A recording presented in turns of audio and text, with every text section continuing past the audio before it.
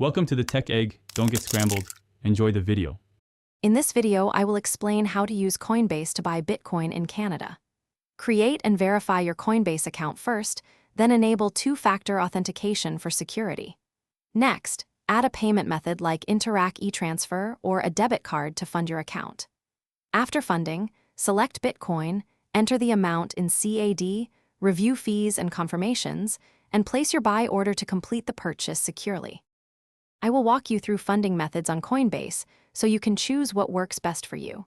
Interac e-transfer is often low cost and reasonably fast for most users. Debit cards give instant access but can have higher fees, while bank transfers can handle larger sums with varying processing times.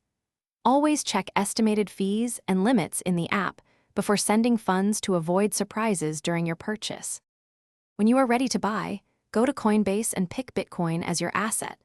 Enter the amount in CAD or the BTC quantity you want, and double-check the current price and fee details shown at checkout.